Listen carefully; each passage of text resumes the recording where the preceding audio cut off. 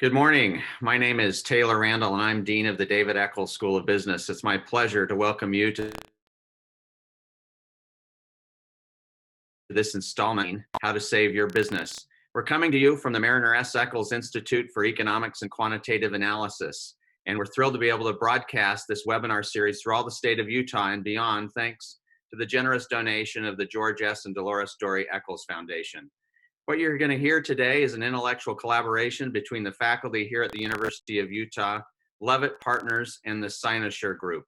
We're also grateful to the Salt Lake Chamber of Commerce and the Governor's Economic Task Force and their plan, Utah Leads Together, for content for this series.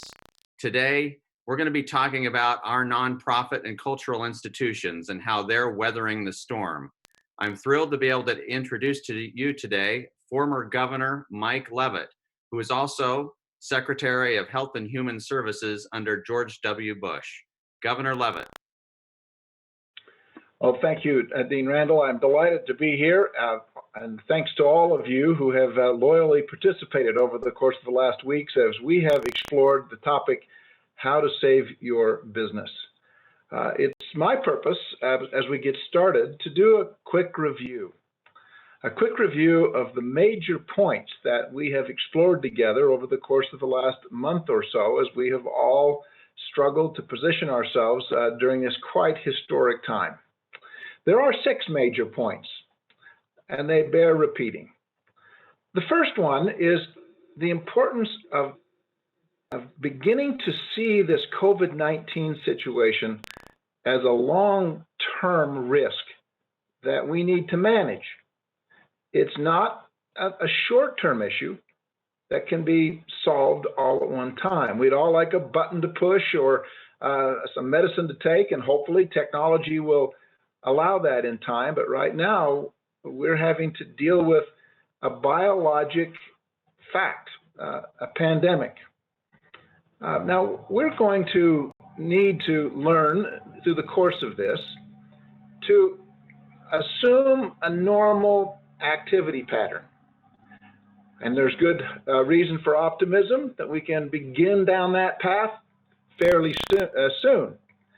However, it's going to require that we learn to do those ordinary things, sometimes in new ways. The second major theme, that our social distancing strategies are working. We are outperforming the models that we have been working to project all of the things that could occur. And that's very good news. But we can't stop this idea of social distancing too soon, or too early, I should say, or too late. Timing is very important here. I have recently begun to think about this as walking across an icy lake where there's new ice and you're unsure exactly how thick the ice is. We all know how we go about that. We take a few steps onto the ice and we listen very carefully to make certain that we're not hearing things that alarm us, like cracking ice. And if we do, we step back a bit. If we don't, we optimistically, carefully move forward. There's good optimism, as I've said, that this week in our state, we may begin to see that process of taking those first steps back toward normality. Important in the context of our long term and recognizing the importance of these initial steps, that we very carefully recognize that these are important steps. We need to be very realistic. If we begin to see upticks, I think you'll see state activity or state government respond in a way that might cause us to step back a bit again, but we're very optimistic. But again, we're outperforming. We can't get too impatient. The third major point that we have said over and over is that in situations like this, we're required to act fairly boldly, sometimes with imperfect information.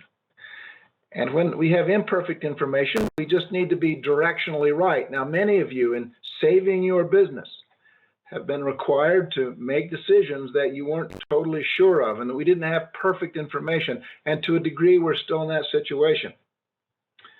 But the key to saving your business is to act even though information is imperfect, and then continually adjust as information gets better.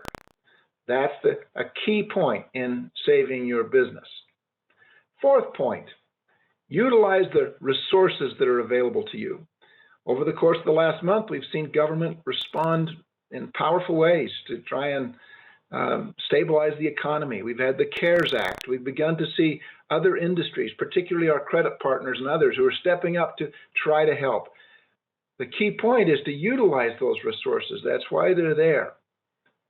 Inventory them, explore them, learn them. The fifth point, the importance of utilizing, or rather of communicating frequently with key stakeholders. Now, who are the key stakeholders? Well, they'll be a little different in each of your businesses, but certainly they involve your employees. Certainly they involve those who are your financial partners, like banks. And we've spent a lot of time talking about the importance of communicating with customers. Very important, communicate frequently with key stakeholders. And lastly, look for ways to adapt your business to prepare for what is going to be a bit of a new normal. We're all going to be learning new skills. So those are the 6 major points that we've spoken of repeatedly that are keys to saving your business. Now, again, the good news is we're going to start moving on now into a new phase. We'll begin and continue to have these sessions, but we'll begin to talk about how to rebuild your business and how to reactivate our community in the sessions after today. So let's talk a bit about our agenda today. We're going to hear from 2 very important nonprofit leaders, a donor's perspective. Lisa Eccles, who heads the George S. and Dolores Eccles Foundation. Lisa and her family are very important philanthropists, and to a large degree, as has already been announced, we're here because of their generosity. But today we're going to hear a donor's perspective, and I'm very pleased to be able to, in a moment, introduce her. We'll then talk about strategies for nonprofits in facing COVID-19 challenges, and Paul Brown of the Eccles Business School will speak. And then we'll have a panel about how your organization, your nonprofit, and for that matter, your for-profit, if you're tuning in as a for-profit, how you can adapt to bring about changes in this pandemic. And the members of that panel will be introduced at that time. So it's my pleasure now to get us started. I do want to say that you'll notice at the bottom of your screen there is a chat function. Now that's an important function because it's the way you ask questions. We want this to be an interactive conversation, and you interact by clicking chat and asking a question. And you'll have a chance at the end where we will have all of those who have presented today available to hear your questions. So with that, I'm very pleased now to introduce Lisa Eccles, the President and Chief Operating Officer of the George S. and Dolores Eccles Foundation. Lisa, thanks for all your leadership and helping all of us save our businesses. And now we're looking forward to learning from you today about the nonprofit sector. Well, thank you, Governor Levitt. And on a personal note, I just want to thank you from my family for your leadership in this seminar. It has made all the difference, and we're so pleased to be here today. And now I'm so excited to finally get the opportunity to focus on nonprofits, which are near and dear to my heart. Having been part of the George Eccles Foundation for over 30 years, I've had the privilege of partnering with so many great nonprofits throughout the state. And I want to thank you all now more than ever for what you are doing. You really are the heart of our communities. Today, this global pandemic has put our nonprofit organizations in an unthinkable place. The demands and the needs of our community have exploded overnight and across the board. And I can tell you, Over the last 5 weeks, it's been heartbreaking to hear our nonprofit partners say things like, our donations have dried up. We've been shut down. We just had to cancel our gala. How in the world are we going to survive this? And then you compound that with the fact that philanthropic resources are under their own economic pressure. So we as donors have to look even more carefully at where to best contribute our finite resources to make the most impact in our community. It's really a tough time, and no one is immune. So in my time with you today, I'd like to give a little insight in what I believe donors and foundations are looking for, so that you can be prepared to talk to potential donors in this challenging time of crisis. I also think these 5 suggestions will help you strengthen your organization overall, so that you can come out better equipped to be successful on the other side. First and foremost, you need to develop a plan that demonstrates efficiency, effectiveness, and sustainability. You may not know all the answers right now, but as Governor Leavitt has said to us, we don't have to be perfect. We just have to be directionally correct and take decisive action. This plan will be a roadmap for you to follow. Donors want to see that you're effective in delivering your core mission. Work hard. Look hard at what you're doing. This is a great moment to reflect and reevaluate on what is essential. Be prepared to peel away the things that are not central to your mission. And for sure, look at efforts in the community to make a difference, but make sure you have those measurable data points to report. Donors are also looking to see if you are efficiently and financially responsible as possible. For example, you may need to cut unnecessary expenses. This may mean making hard decisions about your operations. Develop new budgets and cash flows based on both worst and best case scenarios. And lastly, you need to demonstrate that your organization is sustainable. Donors will be far more inclined to contribute if they feel your business is well positioned to survive in the future.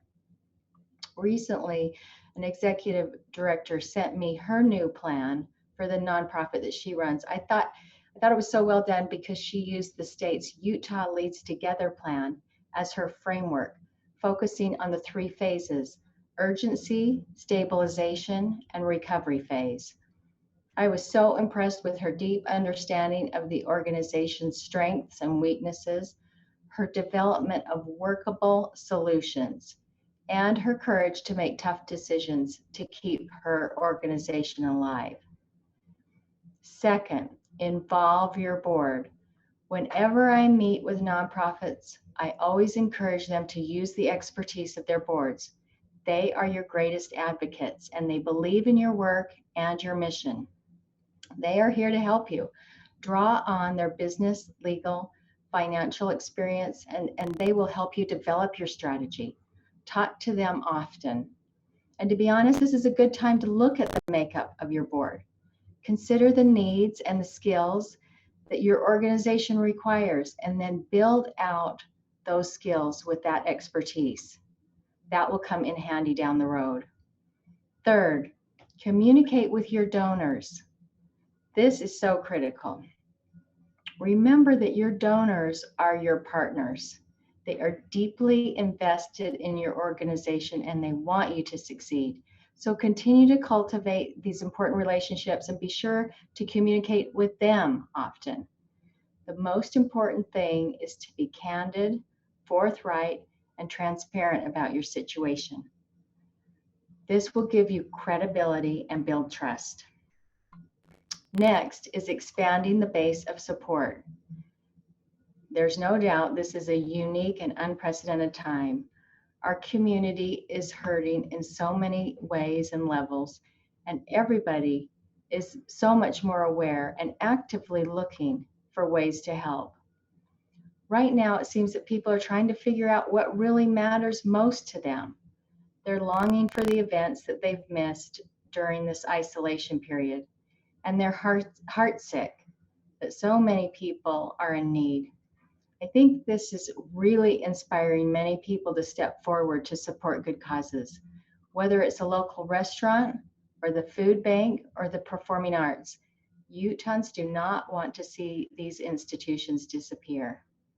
So this is a rare moment to reach out to this broader population. And with technology, it's just so easy. You can share your stories and share stories of the people that you impact every day. Those are inspirational. This can build a broader support network for your organization. For those, and they will believe in your mission, and you can draw on them as volunteers and for fundraising in the future. This brings me to my last point, thinking outside the box. Be creative.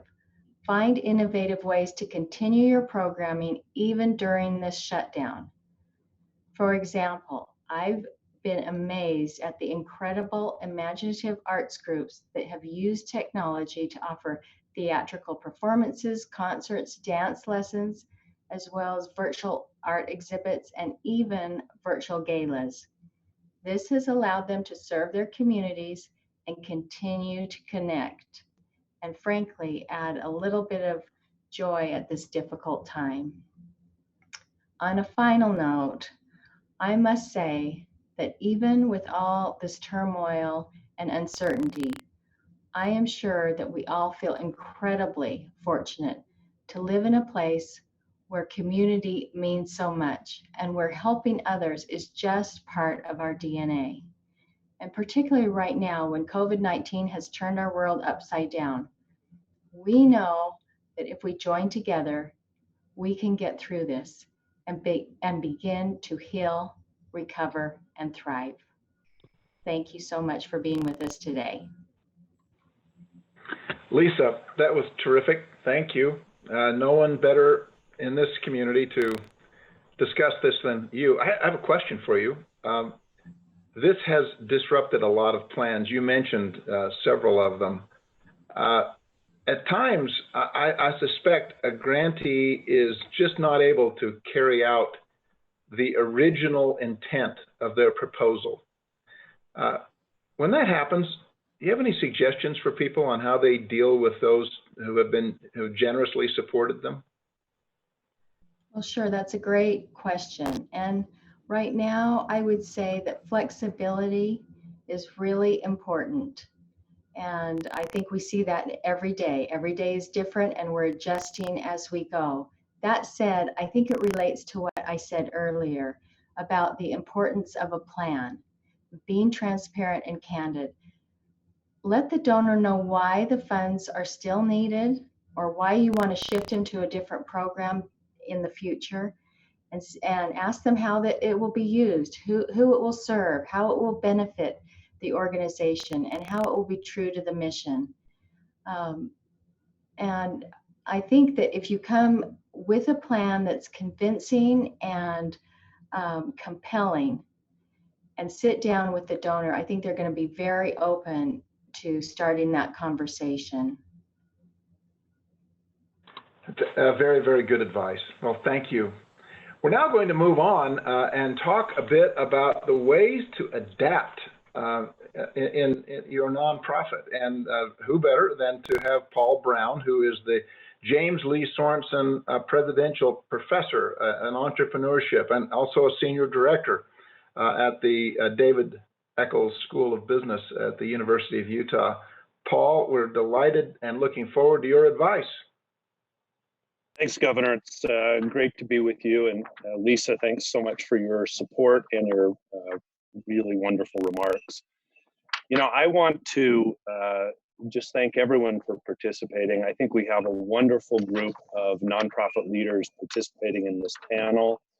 Many of them are just they're just the superstars of our nonprofit world here in Utah. And I thought what I could do as we prepare to listen to them is maybe set up sort of a framework for the participants to think about strategy in this really unprecedented time. So I'd like to introduce the concept of what I call micro strategic strategic moves and macro strategic moves. And I'll talk more about the macro, but what I mean by micro is probably the things most of you who are listening to this program have already been doing these past several weeks. You know, it's looking at costs, it's renegotiating leases, it may involve delaying payables and trying to collect receivables.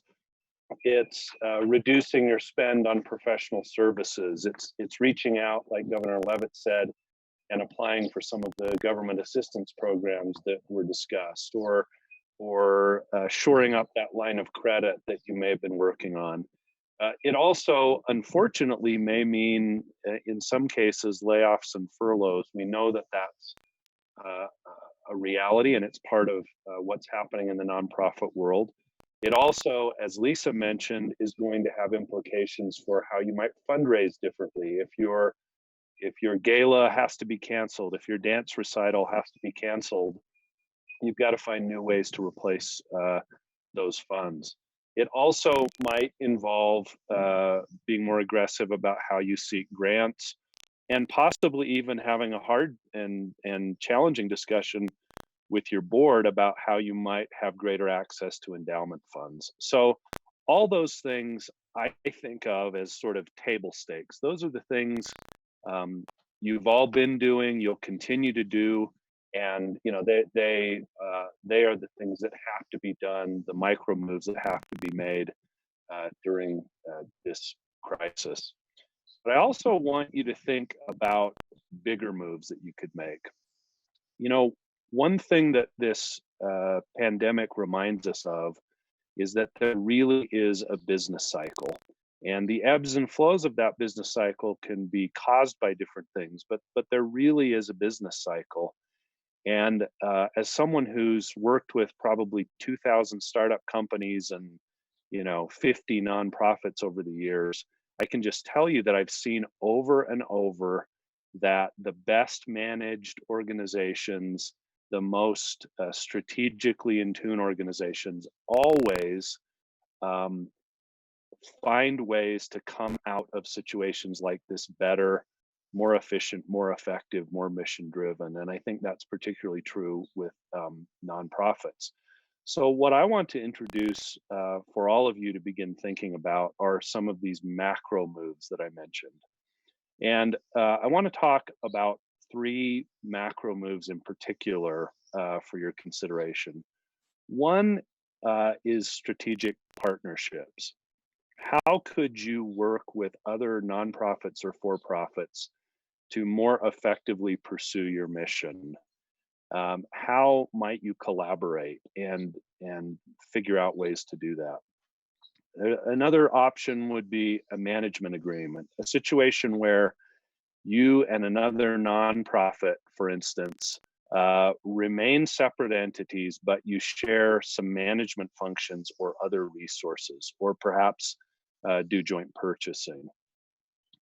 The final thing I want to talk about is something that I think, unfortunately, sometimes has a little bit of a grubby or distasteful reputation among nonprofits, and there's really no reason for that. As we'll talk about in a minute when I share the results of some research that's been done. But might you better fulfill your mission by considering a full-scale merger or acquisition with another nonprofit? And this is a situation where, really it's 2 becoming 1. Now, I want to tell you something that's really interesting. In the for-profit world, about 2/3 of all mergers do not live up to the expectations that the senior leadership of those companies had for the merger acquisition. So in other words, 2/3 of the time in the for-profit world, mergers and acquisitions sort of don't work out as they had been hoped to work out. In the nonprofit world, based on some research done in Chicago, it's actually it's almost more than the reverse. So coming out of the Great Recession, a study was done in Chicago of 25 mergers, including 4 mergers that didn't take place between nonprofits. And what was found in that study is actually that 88%, almost 90% of the nonprofits who merged in this study, 25 separate entities, were actually very, very satisfied with that merger. And so I think among these macro moves that you want to consider, one of them is possibility of meeting your mission more fully and more effectively through a merger acquisition with another nonprofit. Now, I want to talk a little bit about how that happens. You shouldn't sit down and say, gee, who can we merge with? I think what you should do instead, if you're willing to consider this option, is how do we best sustainably fulfill our long-term mission? And would M&A be part of that strategy? And then I would recommend that rather than going out and having potential discussions with other nonprofits who share your mission or who might complement you to your mission, and abruptly begin talking about a merger acquisition, you instead build to that through some strategic partnerships and early discussions. So boards need to be involved, as Lisa pointed out. Funders can often be the catalyst between these because of their vantage point, seeing many nonprofits, in some cases, pursuing this mission. M&A rarely occurs in the nonprofit world without this prior collaboration. And I think the great thing about exploring as an initial matter strategic partnerships or management agreements is that this gives you an opportunity to sort of test drive compatibility with another organization and see if more fully integrating down the road would be the right thing to do.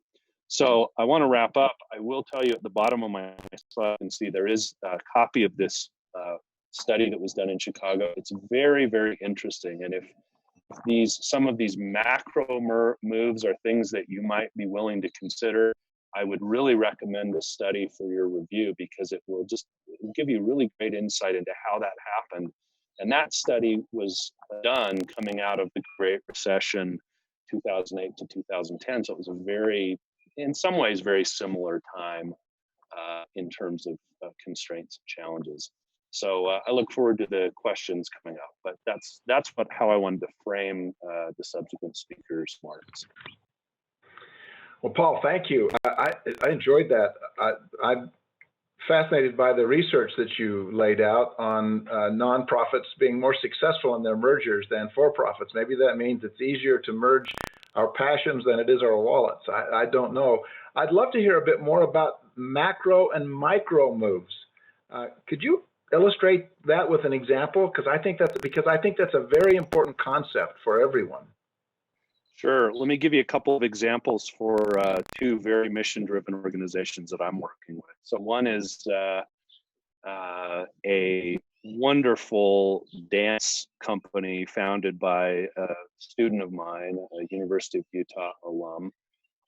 And she has a dance company that is teaching dance in underserved communities and with underserved groups in a very sort of body positive way. And she's operating here in Salt Lake. So an example of a micro move for her dance company was she's been in really inadequate space, and it hasn't worked. It hasn't been configured as a dance studio.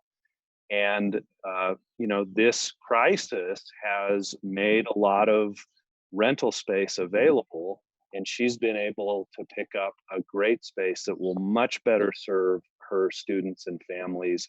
She's had a discussion with them about moving the studio. It's a little bit less convenient for most of the folks in the Rose Park area, but the families are excited about having a much better space.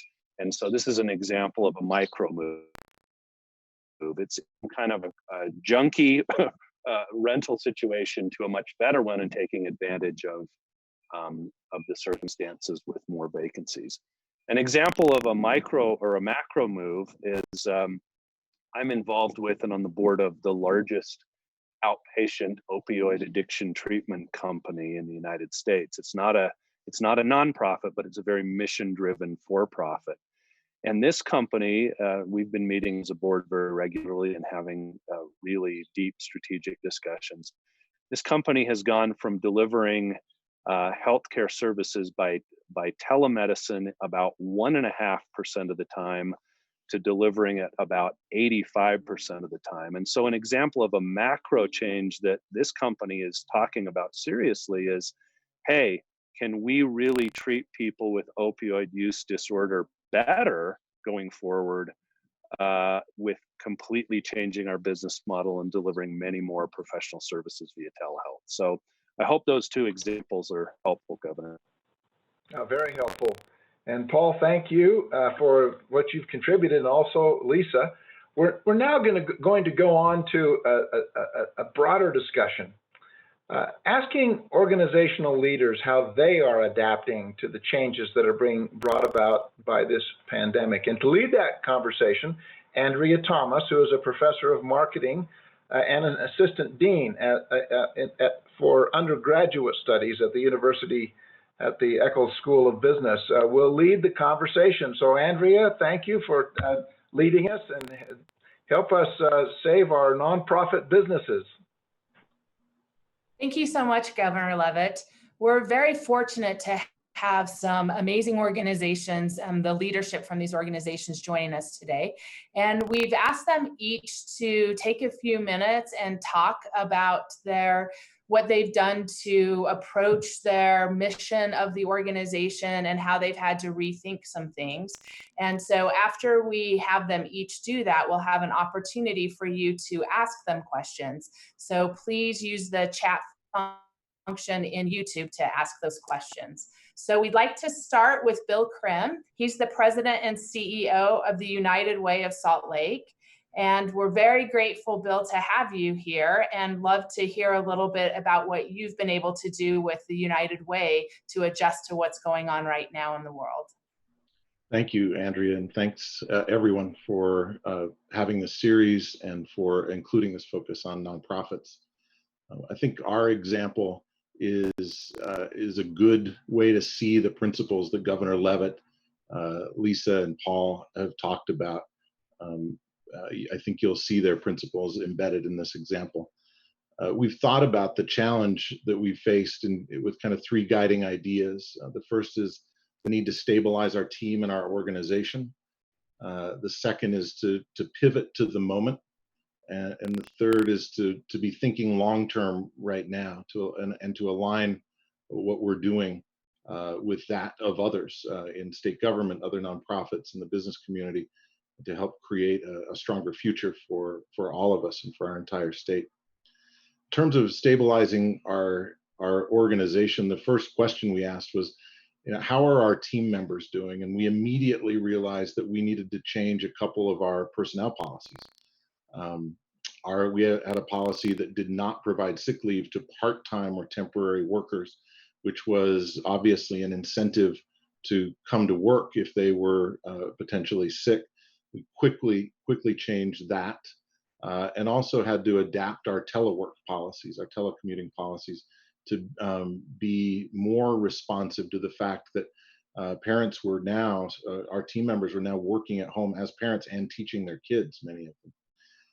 We then turned our attention to just our finances. We took a pretty huge financial hit, as virtually everyone has. And so we were aggressive about expense reductions, specifically a hiring freeze, postponing events, pretty much anything we could stop spending money on, we did. The PPP loan is, I think, a really important tool for small and medium-sized nonprofits. And we've just looked at every possible opportunity there.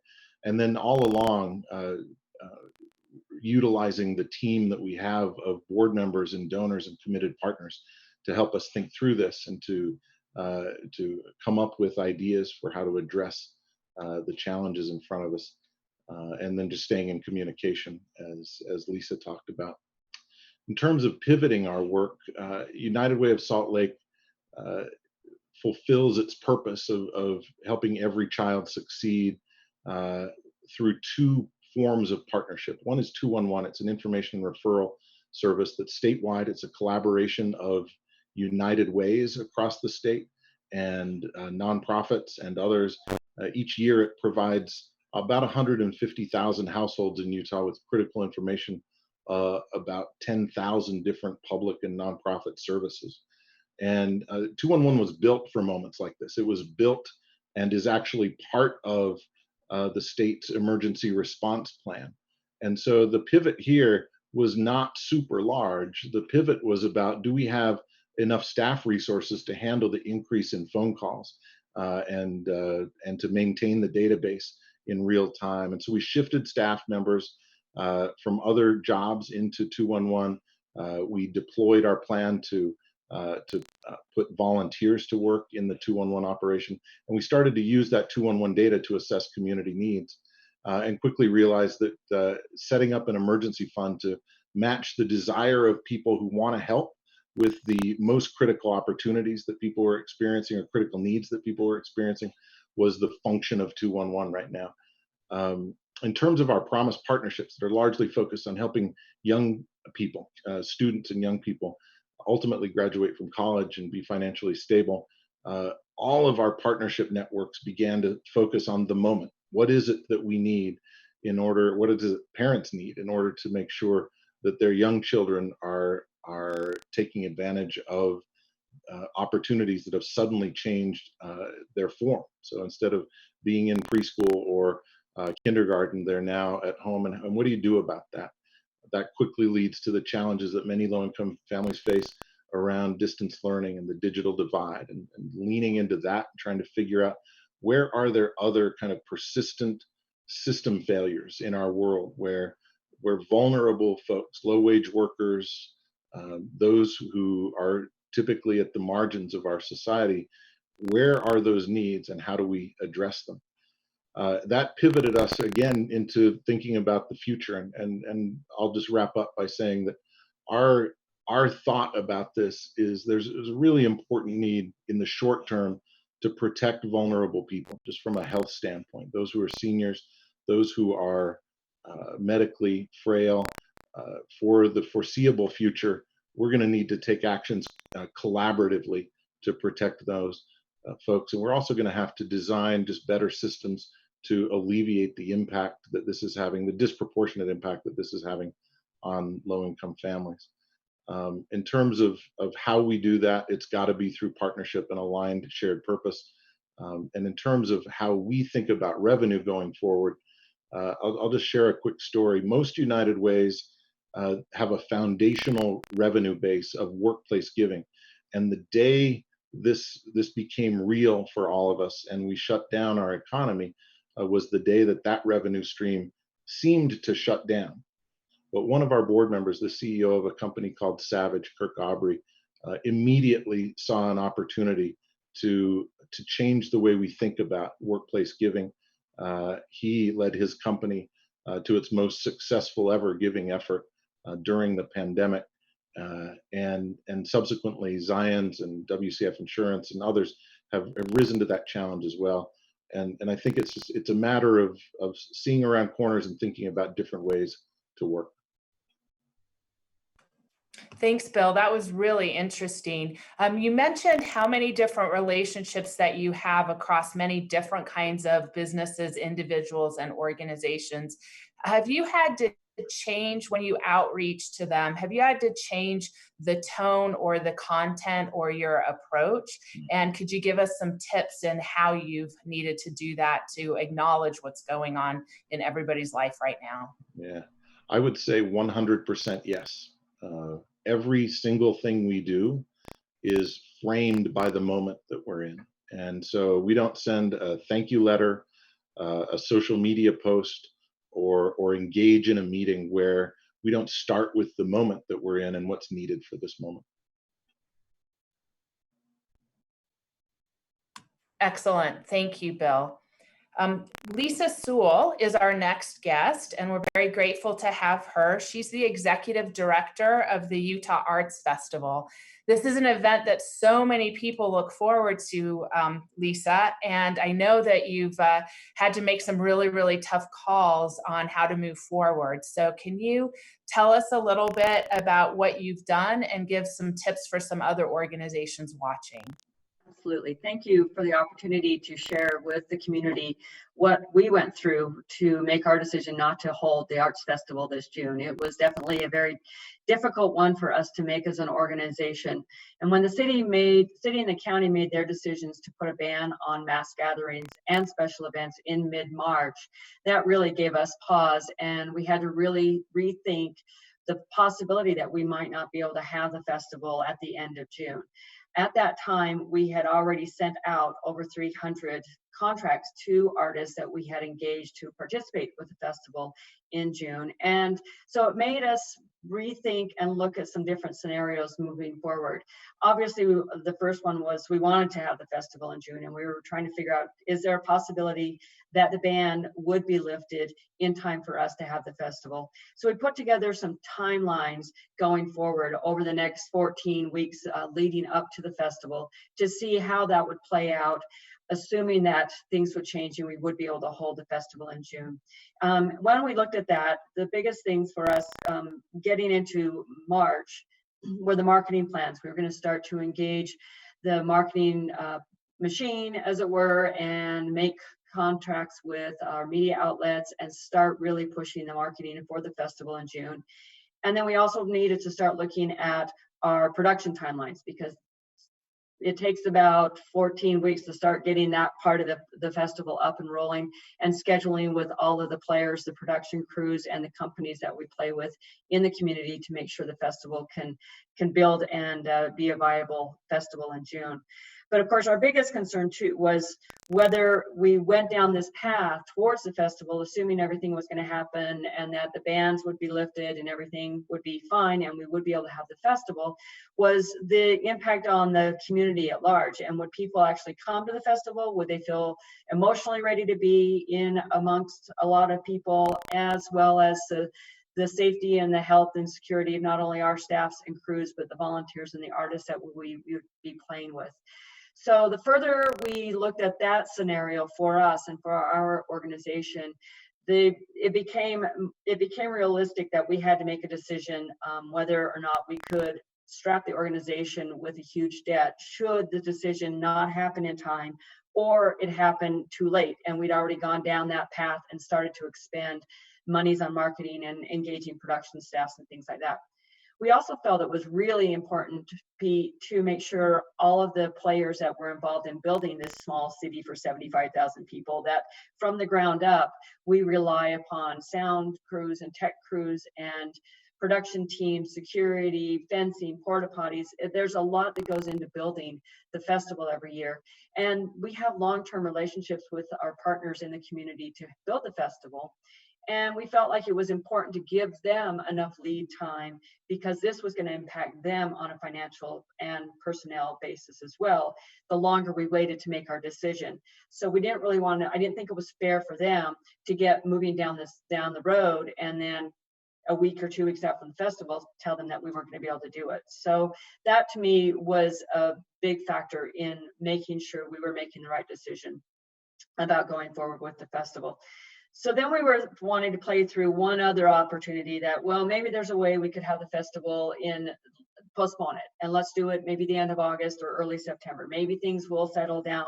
If they weren't going to settle down by June and in time for the festival, maybe that would be a possibility. So we played out that scenario for the organization in terms of the planning, looking at dates that would be available in the community. But then also we had to realistically think through, are these artists already engaged with other festivals and organizations and events that they have on their schedule for those fall time things that are already planning? And what about the production? Would Oasis Stage Work, Pratt Sound, Kane Consulting, would they already be tied up with other events and would be able to retool and come and be part of the festival? And the biggest piece of the equation when we were looking at the postponement of the festival was our volunteer group. Since the festival relies on 1,000 volunteers from the community to build and run and strike the festival, with the summertime event, a lot of them are on vacation or they take vacation time. It's the summer, things are a little bit more relaxed. We also get a lot of students, a lot of high school students play with us and participate with us. And we would lose that whole team. if we had to move to the end of August and early September when school was back in session. So that was a big, once we thought that through, that was a big factor as well in terms of, well, maybe postponing it. All these puzzle pieces needed to come together, and it just wasn't going to happen for us in that vein. So for the festival, the ultimate decision to just go ahead and not have the festival this year and make sure that this organization stayed strong financially and fiscally. We were responsible to make sure we didn't saddle the organization with a six-figure debt going into the future. The best decision for us at the time in March was to make that decision to not have the festival. That being said, the silver lining, because we had sent out contracts to everybody, we circled back to all of the artists and indicated to them that we were not going to have the festival this year, but that we would give them a buy into next year's festival. And then as part of our ability to look at how can we still have be true to our mission of producing a festival, maybe not in a physical capacity, but in an online fashion, and fulfill our mission of supporting the artists, we reached out to those individual artists and asked them if they would be interested in being part of an online festival format. So starting in June, on Fridays, we will be highlighting the artistic programs of the festival.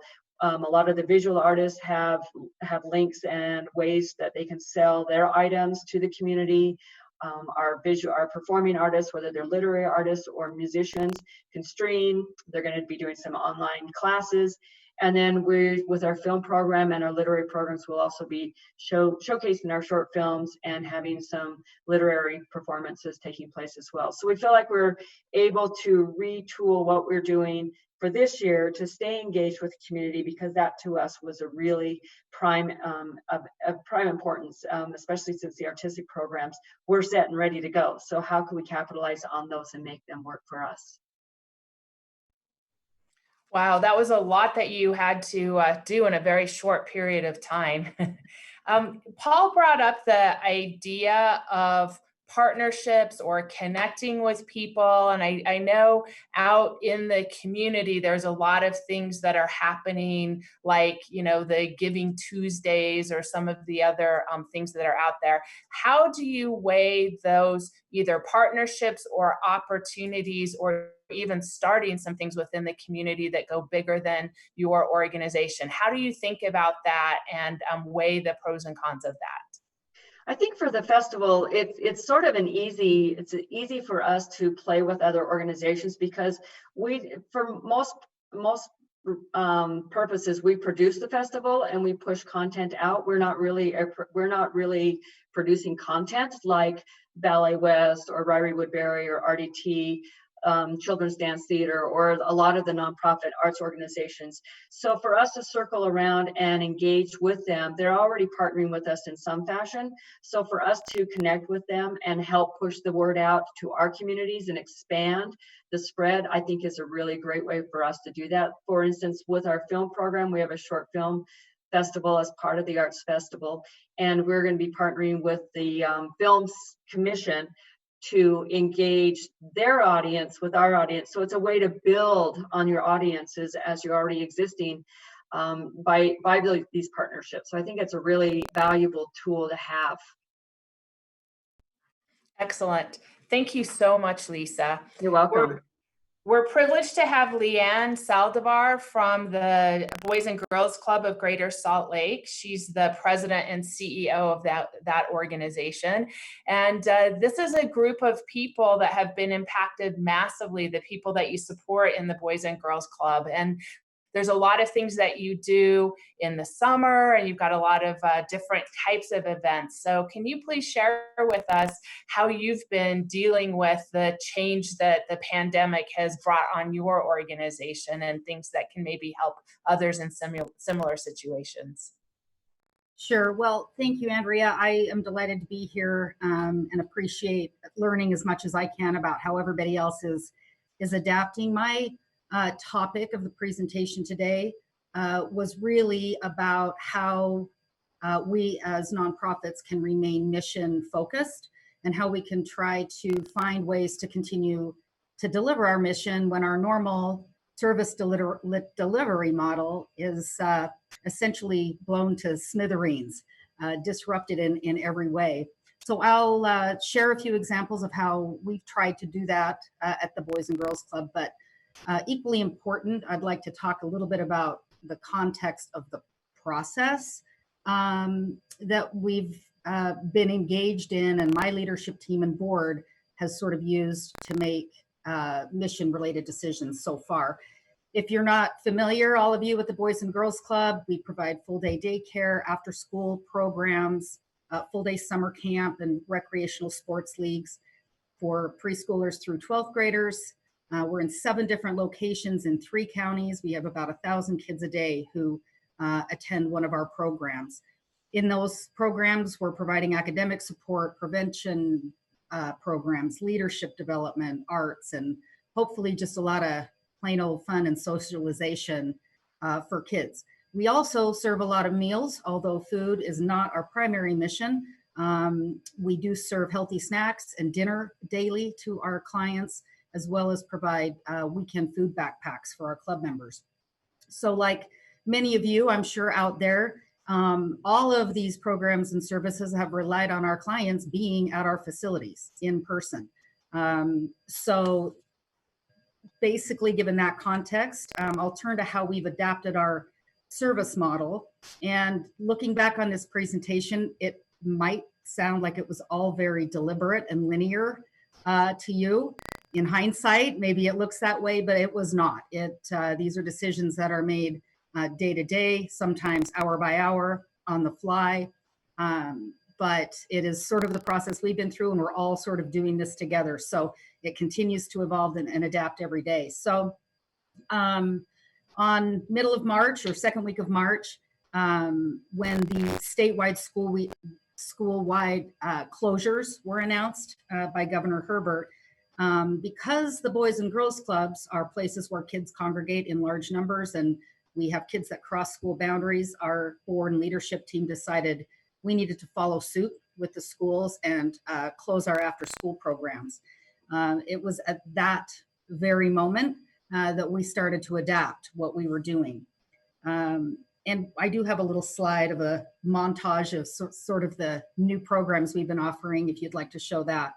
But we started by asking ourselves a really simple question, and it basically was, what is the most urgent thing that our clients and families will suffer from when we're closed? And that immediate answer that day was pretty simple. It was hunger. As I mentioned, we do a lot of food distribution. And so we took that opportunity to reach out to our partners at the food bank and Kids Eat and try to ramp up our weekend backpack program to provide more frequent distribution of those. Unfortunately, and this speaks to the need in this community, the food bank and the food pantries all were running out of food very quickly. So that provided us another opportunity to reach out to our board members who have connections with restaurant industry and caterers and suppliers, and to try to start to put together our own food distribution by way of grab and go lunches and breakfast, by way of doorstop delivery. In any way we felt like we could get food to people, we wanted to continue to do that. Then during the spring breaks, school districts stopped their free school lunch program, which caused us another wave of concern about our families. And so we were able to collaborate with those school districts and try to ramp up even more food distribution during those periods of time. So over the course of the last 3 or 4 weeks, we've served over 5,500 meals to folks, and it's going on every day. So the second example wasn't so much a question we asked ourselves as a question that was asked of us from the community. Shortly after the school closures, a call came out from the State Office of Childcare requesting location space to open emergency care centers for essential workers, for medical workers and law enforcement in particular. And our board and staff looked around and said, all we've got is a bunch of buildings. They're equipped for kids, and we have a workforce of staff who are trained to care for these kids. And so we said, bring it on. So right now, 6 of our 7 locations are currently operating as emergency care centers. So this was a whole new population of kids that weren't previously our club members. And so that sort of brought us to the next question. Once that sort of stability was in place, we asked, what are our kids missing most about not being able to come to their Boys and Girls Club? And the answer was us. The most essential part of our mission is relationships that kids have with staff and peers. And so we started virtual programming. We started having posting art instruction, sports drills, all kinds of prevention programming via Facebook and Instagram. Our staff held virtual after-school club meetings via Zoom. We hosted group discussions with kids just to talk about how they were feeling and how they were coping. And those programs have become really robust and fun. And our staff have just done, especially our younger staff who understand how to utilize the technology that's available, have just been outstanding in, and I think there's on that slide, there's an example of a schedule of a virtual program for the day of one of our centers. So those are 3 really quick examples of how we've changed and adapted by really looking again, and I think Lisa touched on this, what is our core? What do people need us the most for? What's elemental to our mission? Maybe what's important but not necessary right now has to be put on hold, and you really have to dig down and find out what's important, most important in your mission and to your clients. So this is still happening. Summer is approaching. The next school year is a question mark. So we have a lot of changing and adapting to do. But to Paul's point, I think looking forward, I'm already starting to think about whether virtual clubs is a way to reach kids in neighborhoods who don't have a Boys and Girls Club, or to reach into isolated or rural communities and expand the mission of the Boys and Girls Club in the future, learning the lessons that we've had to learn very quickly on the fly. So thank you for your time, and I look forward to questions. Leanne, thank you so much. That was that provided a lot of different options. You've had to pivot a lot in your organization thus far. A question comes to mind. I know summer is coming and there's a lot of programs that kids get really, really excited about for summer. And I know you're probably spending some time thinking about if you are able to do some version of that. Are there any updates on how you're thinking about that, how things might change if the community can move to orange or yellow, or, you know, as we start to hopefully improve? Sure. Well, I think one of the things that we've really been cautious about in trying to maintain our staffing levels is that when the time comes, when there's any kind of move to larger group gatherings, we need to have our workforce poised and ready to go, because when people start going back to work, they're going to need a place for their kids to go, and not just critical workers and first responders, but all kinds of people. And the summer days are long. And if you're working and your kids are home, parents already know what it's like to have their kids home with them all day. So we are thinking really hard about that. If we go to orange, technically there are, thank goodness, we are still following the directive of the governor's office, but the Office of Child Care is also staying right on top of parameters for child cares. And even though technically most of our traditional programs are not child care, they sort of operate in that manner, in that same kind of facility. And so we have figured out scenarios. If we can have 1 to 10 ratios, right now we're at 1 to 4 ratios. If it goes to 1 to 20 ratios, what are the maximum numbers of kids we could enroll? So we actually started enrolling for summer camp on a limited basis already, because people are looking, and then starting kind of a waiting list. But we are expecting it's going to be a slow ramp up, and it's going to be a slow leak of kids into our buildings. But we need to be prepared to take each subsequent step, and then we also need to be prepared to go backwards if that happens too. So that's all moving targets. Great question. Excellent. Thank you so much, Leanne. We have Frank Mack with us next. He's the executive producer of the Utah Shakespeare Festival. And Frank, I know so many people that just plan their summers around the ability to come down to Cedar City and see Shakespeare. What are you doing, and how have you been adapting with the pandemic? Well, thank you, Andrea. I'm delighted to be here to talk about our process at the Shakespeare Festival. And the little title for my comments on the agenda was "Sweet Are the Uses of Adversity," which is this great line by Duke Senior and As You Like It. And we look to Shakespeare for inspiration at the Shakespeare Festival, and that's a great source of inspiration for us. We also look for inspiration from our founder, Fred C. Adams, who we lost recently. And Fred had this sort of famous response whenever people were talking about adversity or difficult challenges. I want to share with you a little artist's illustration that we recently got at the festival. I hope people can see it, but it's an image of Fred with sort of this famous quote from him in the bubble that says, "Of course you can." And Fred was always so optimistic and always so eager to say yes and to get things done. And it kind of explains the origins of the festival and how we've come to be what we are today. But this challenge was different. We had an initial meeting where we had gotten together and postponed our opening by 10 days and thought that that solved the problem and everything was good. And that lasted about 10 minutes. We needed to reconvene quickly and recognize that this is far deeper than anything we really had faced before. And so we convened a group that wanted to look first at our mission. And this group consisted of our senior staff, the president of the University of Southern Utah University, president of our board, and we started to ask ourselves about our mission first. What is our mission? Our mission is, paraphrased, to produce these plays for all the people you mentioned, Andrea, who love to come and see them here in the summer, and to enrich, to enlighten, and entertain our audiences. So we felt very strongly that that is our mission. That's what we need to do.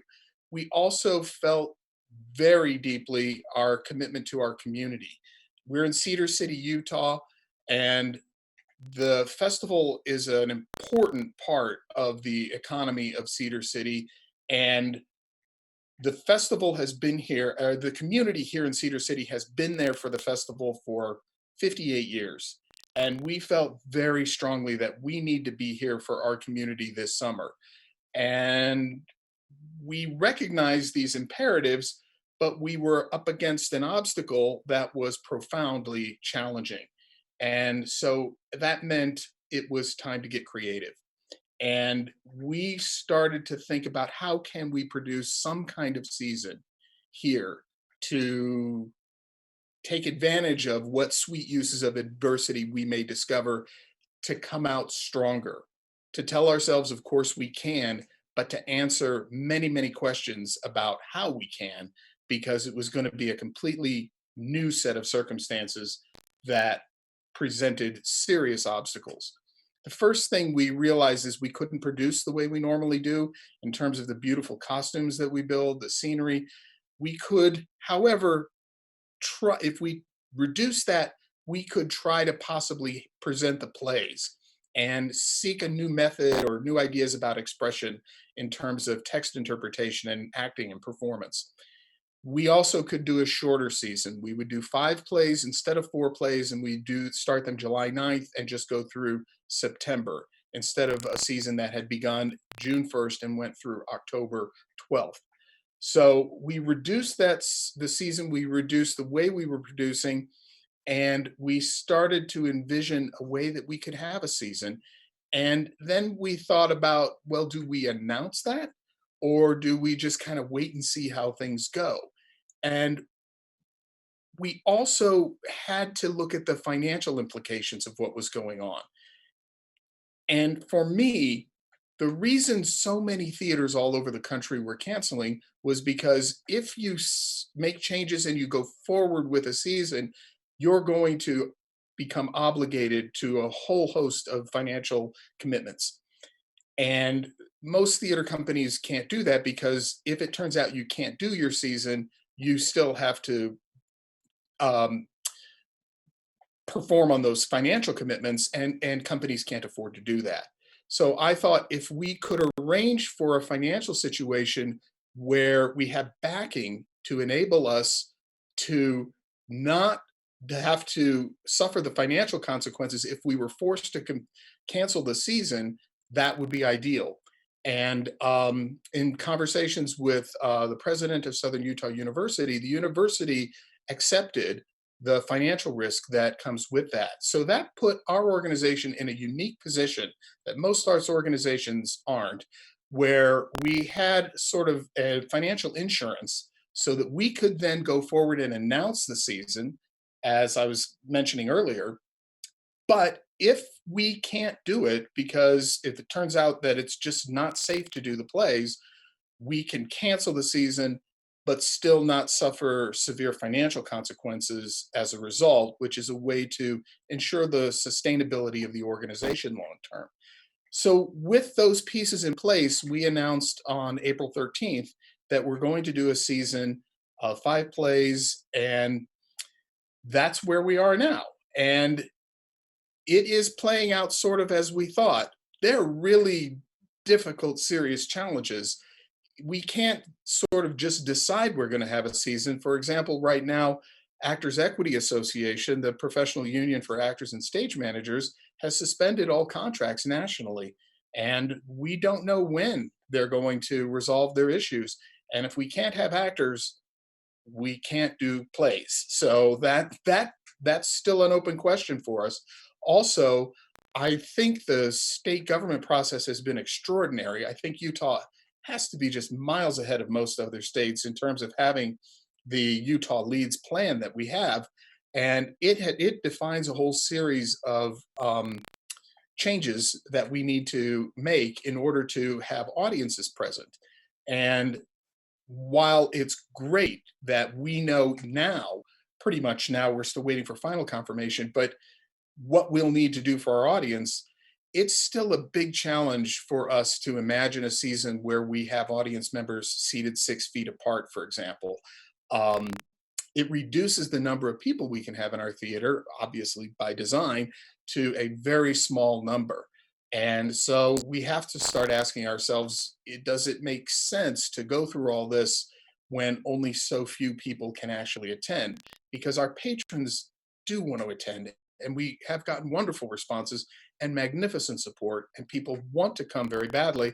So do we want to create a situation where we'd be telling people you can't come because we have so few seats available at the theater? So we're trying to sort that out now. And those are obstacles that are out of our control in some ways, but that we try to control. The stuff that we can control, we just try to get creative with and just solve 1,000 problems as they come up. For example, we're going to have masks for our audience, and we're thinking about providing the masks, but not just the surgical masks. We think we can make, like for Pirates of Penzance, we'll have a Union Jack that people can put on their mouth. For the Shakespeare plays, we may do for Pericles some sort of maritime theme, and just other creative, interesting, fun stuff we can do with things like bottled water. We won't sell concessions this year. People love eating tarts here at the Shakespeare Festival. It's a wonderful tradition, and we'll just have to have bottled water, but that's okay. And all the sanitizing and the hand washing, possibly even temperature taking and distancing, we can all figure that out. And I think we can create a great experience here if we can get all these pieces to align. And that's sort of where we are right now, is trying to see if we can get the stuff that we can control in line with the stuff that we can't control, so that we're able to get everything together and we get the sort of permissions we need from the union, and the a justification that makes sense for us with the seating limitations that we're facing. And right now, we love this because we have not had to lay off any of our staff. we're still hiring artists, which is something we value, and we'll still be present here and have an audience in Cedar City for the local economy, which is extremely important for all of us here at the festival to try to serve. And we're communicating as much as we can with our audience, with all of our donors who are also wonderful partners in helping us with the potential for this plan, and with just the world in generally and in the theater industry. So it's sort of a place where we feel like we're directionally correct, as some people have referenced, but we're still stepping on the ice, as Governor Leverett used a metaphor, and we hear cracks all the time, but so far we're traversing across the frozen lake, metaphorically, and very excited about our prospects and realistic about if we can't do it. If it's not safe and if we can't get what we need, then we won't do it. But we certainly will have tried, and that makes us feel good because we know that's what our founder Fred Adams would have wanted. Frank, thank you so much. The detail of what you're going through, I think, is very useful for a lot of people. One question I had, at the end, you talked about communication and how many important relationships it takes to come together to do this. Are there any tips on how you communicate, how frequently, what's the clearest way? Because it sounds like there's a lot of things changing just daily as you go through this. Yes. For us, a lot of it was, first, what is it we are going to communicate? And with our donors, for example, we felt it was a very strong message to say that we are taking all these steps to try to do this as best we can. With our audience, kind of the same thing. And with our community, we all wanted to be sure to communicate that we recognize how important it is for us to be here in 2020, despite all this.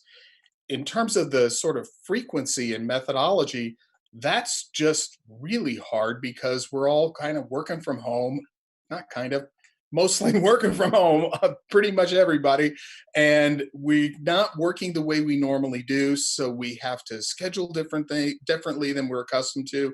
We have to communicate like this, which we're not accustomed to, and yet engage in a communication process that is very vigorous. So we just kind of try to go one step at a time and just make sure that we're not forgetting anyone and that we're trying to communicate very frequently as possible, actually, and with a message that we think makes sense and is powerful. Excellent. Thank you so much, Frank. Our final guest is Mike Washburn. He's the president and CEO of Thanksgiving Point.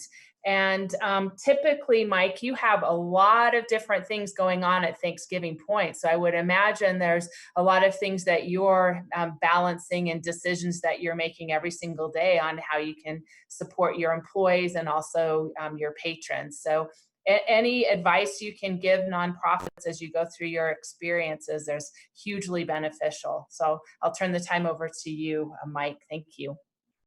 Thank you, Andrea. Thanks to everyone, Governor Levitt and Lisa and all the panelists. I've learned a lot today, so I appreciate it. These are unprecedented times. There's no question about that. And Frank, I can't imagine the Shakespeare Festival without tarts. So I'm sorry, you'll just, you got to do tarts. Anyway, early on in this crisis, one of my board members said to me, he quoted Rahm Emanuel, and he said, "Never let a serious crisis go to waste." And what I mean by that, it's an opportunity to do things you think you could not do before. And I think all of us are experiencing that as far as stepping up to something that we really could never imagine and trying to figure out how to navigate our way through that. And I will say it's a lot harder to be closed than it is to be open. Communication's harder, and it seems like because you don't come to the office, then you don't get to go home either. It's just 24/7, and I think we're all kind of exhausted. But I think, we've been through various stages of denial, adaptation, and innovation, and it moves quickly, and things that we thought originally our original thought was we can stay open and we can keep our guests safe. And so we had plans around that. That lasted about 15 minutes, and we realized, oh, yeah, that's not a thing. We're closing the doors and we're moving on to the next phase. So quickly, we just we did that, and then we have really tried to figure out, okay, how do we use this time wisely? I called an emergency board meeting. We gathered our board together virtually, and fortunately at that time, quickly we became aware of the PPP loan. So we had put together a plan for a reduced staff, closing, dramatic reduction in revenue, and layoffs and furloughs and reduction in pay. But because of the hope of the PPP loan and generous board members, when we held our board meeting, our board said, no, let's, we have very, very loyal employees at Thanksgiving Point. We want to honor them, and we don't want to be part of the problem here with massive layoffs and people out of jobs. So we were able to keep everyone. We've not had to have any furloughs or layoffs at this point. We were successful. It was a traumatic process getting the PPP loan, but we were successful in getting that. And so that 8-week amount of funding really helps us keep people together. Most people have been either working from home or, quite frankly, just home when our doors aren't open. There are a lot of people that just really don't have anything to do. We have been working on a lot of projects, and we've had some people here, we have to feed animals, we have to take care of the gardens. There's lots of things that still go on, whether we're open or not. And so selectively, we've had people here, but we've really had to pivot pretty continuously, trying to figure out how to manage that process and develop and really stay on track with our mission. And as a hands-on, interactive learning campus, that's a challenge. But we pivoted quickly to lots of social media, daily Facebook Live broadcasts, and using Instagram and YouTube. And our team has done an excellent job, and we have lots of venues, and so we've been able to highlight lots of different aspects of what we do here at Thanksgiving Point. We've had a really great following, and our community has really appreciated what we've been able to do with that. And with kids at home, parents love to plug in and watch it together as families. So we've had thousands and thousands of viewers every day experiencing our mission in a very different way. But it's been gratifying while not revenue generating. And that's, of course, the challenge for us, is to figure out how to generate revenue. But we were supposed to open the Tulip Festival on April 10th, and that did not happen. And so we announced a virtual Tulip Festival, and that has been very popular. And we're doing cut tulips this year, and we've had delivery and pickup, and we're basically sold out the entire time we've been doing that. And we've also partnered with UCCU and Intermountain Healthcare to deliver tulips to first responders and healthcare providers. And that's been unbelievably appreciated. And again, it's a way that we can take the Tulip Festival out to people who desperately need some uplift and some joy in their life right now. And that's worked out really well. We've delivered on communication, staying in touch with the donors and contributors. We delivered cut tulips. One of our donors, they go to Arizona in the winter, and they reached out and said, "Oh, we're not here. Would you deliver to our parents?" And so we were able to deliver to her parents, and it just was very fulfilling for them, and they were very appreciative.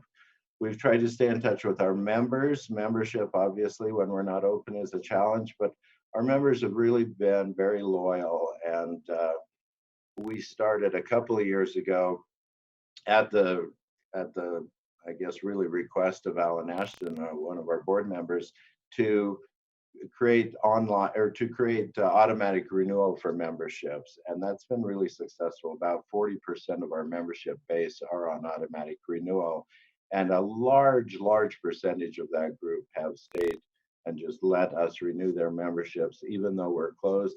Some of them have actually written additional checks and sent to us and say, we can't wait till you reopen.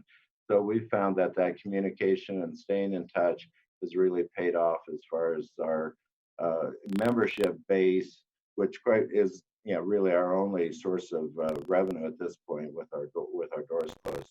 So we are anticipating the day when we can reopen the doors, which sounds like it might be soon.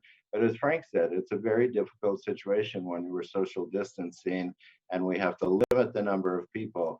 Arts organizations, these types of organizations, sort of barely make it based upon getting as many people here as we possibly can. So when we are purposefully limiting the numbers of people, we're actively trying to figure out what that next iteration looks like and what the new sustainable business plan looks like in a COVID-19 world. But we feel like we're up to the challenge, and one of our board members reached out just the other day to talk about new innovative ways that we can fund Thanksgiving Point. And so we will be engaging our board in that discussion and that conversation. Look forward to their support and help getting us through this challenging time. So thank you, Andrea. So excellent. You brought up some specific things that you're having your employees do differently. I'm sure they're not used to cutting down all the beautiful tulips and doing, they're getting some different skills. How do you keep them encouraged during this time? It's a really, really difficult time for a lot of people. Are there things that you're doing? I loved the idea of sending flowers to their parents, but is there anything that you're doing for them as they're working that's kind of helping them stay motivated? I think it's a great question. I think one of the great things about running a nonprofit or being part of a mission-based organization is all of our team members believe in what we're doing and believe in accomplishing our mission and our vision. And so that's a great starter. And secondly, paying them helps a lot during a difficult time.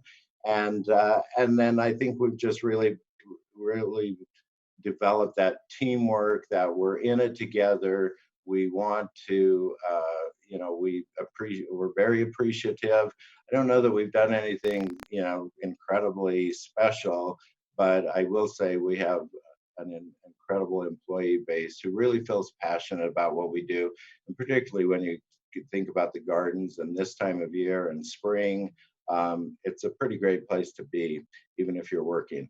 And so I think we've just really tried to be incredibly appreciative, not only of our team member base, but our supporters. I will say all of our donors have really stuck there with us, and our corporate sponsors and partners, even if we've pushed or delayed programming, nobody has said, oh, well, sorry, we can't continue to fund. They've all hung in there with us. Excellent. Thank you, Mike. Well, we have time for just a couple of questions, and the first one goes to Lisa Eccles. A question for you, as you've worked with a lot of different organizations, the question is, how can these organizations instill confidence in board members and volunteers who feel uneasy about fundraising during the pandemic? So I think you see a lot of different organizations and you have people approaching you about supporting them. Any tips to help them adjust the approach? Well, I think that, when a board is fundraising and if they're not comfortable doing that, they have to be brought along by the executive director and the development person. And I really think you have to instill passion, but you also need a plan. You can't say to a board, go out, we're all going to go out and fundraise. There's this major pandemic and seems like a good time. You really need a specific plan. And I think people are looking for places to support, but you need a strategy and to work one-on-one with maybe board members to see what their level of comfort is. And that's why it's so important to have board members and people around you that believe in your mission and believe what you're doing in the community is making a difference. And it really stems from there. Excellent. Thanks, Lisa. And then for all of the panelists who have organizations that you're managing and event sponsors, have any of the event sponsors stayed on board in the wake of the cancellation to help support your virtual offerings? And how did you approach that conversation when you're dramatically shifting a physical event to something virtual? Any thoughts from anyone? Maybe Lisa Sewell with the Arts Festival, or Frank with the Shakespeare Festival. This is Lisa. Yes, we did retool and revisit with our sponsors that we had on board to talk to them about the Festival Vibe Friday concept that we're going to be doing. And many of them have come back and we're proposing to them what our plan is for the time being for the online festival format, and finding ways that they as businesses, because they're also obviously hurting, ways that they can continue to support the festival, but that we can also partner with them to help with them with their business needs and with their goals that they have outlined. So we're starting to work with them on that end. Andrea? Yes, Leanne. I would love to chime in here. I did not mention this, but we had a gala. Our big annual gala was scheduled in the middle of May. Like many of you, I'm sure we waited till the very last minute to decide if and when and how and what. But we did decide to just cancel the gala for 2020. And we have had absolutely fabulous luck. To Lisa's point, we rallied our board of directors and divided up the list of table sponsors and started reaching out to them all and asked them to just convert what they were planning to commit to this event. And then even going a step further, communicate with guests they would have had at their tables and say, if you would have raised your paddle for this organization, or you have in past years, would you give now? And we launched sort of a comprehensive campaign around that just about 7 days ago, and it's going swimmingly. It's going great, and it gives you a little bit of sleeping, a little bit of better sleep to know that for us this is the fourth quarter of the year, and to lose a significant chunk of revenue in that quarter was very discouraging. And so the response from the community has been just great. Well, thank you, Leanne. That's an excellent high note for us to end on. So I want to thank so much our guests today, Lisa Eccles and Paul Brown. You had some wonderful advice for us. And then I very, very much appreciate Bill and Lisa and Leanne and Mike and Frank sharing some of the experiences that they've been going through. I think that's been very helpful. I also wanted to briefly, before turning it back to Taylor Randall, our dean, I wanted to briefly talk about a brand new opportunity that the Eccles School of Business, in partnership with Utah Community Builders, which is a nonprofit division of the Salt Lake Chamber of Commerce, we're creating the Hope Corps. And this is something that it fills a need for our students. We have a lot of students over the summer who really want to help organizations and small businesses with some of the unique needs that they might have relative to the pandemic that they're going through. And so they'll be able to do things to, help on some planning, to help with execution, and just a lot of different things. They want to go out and just get into the community and offer support. And so there's more information on this if you go to Eccles link /Hope Corps, HOPECORPS, and you can go and get more information on how to sign up. But it's a great opportunity for students at the University of Utah and the Eccles School of Business to serve the community, and those in the community to get a little bit extra help. I love what was said at the very, very beginning, that our nonprofit organizations can be the heart of the communities, and it's something that we now need more than ever given the challenging times. I think there's a whole new level of appreciation for how important all these organizations are into the fabric of our communities and the enjoyment of our lives. So thanks for all of you watching who have nonprofit organizations who really support everybody out there. So I want to turn the time back over to Taylor Randall to conclude the webinar for us. Thanks, Andrea, for moderating today. Thanks, everyone, for attending. Thanks again to the George S. and Dolores Dory Eccles Foundation for underwriting this series. Our series will be taking a bit of a pivot starting on Friday. We're launching a new theme. Rather than how to save your business, we're going to be talking about how you rebuild your business and how we reactivate our community. We'll have a spectacular guest, Mark Zandi, the chief economist of Moody's. We're going to be talking about a business forecast that you can actually use to make decisions with. Our Tuesdays will be pivoting slightly to more industry focus. So next Tuesday, we'll be inviting the construction industry to be with us to talk about issues in their industry in particular. Thanks again for coming. Keep your wits about you. We're getting through this together. Thank you.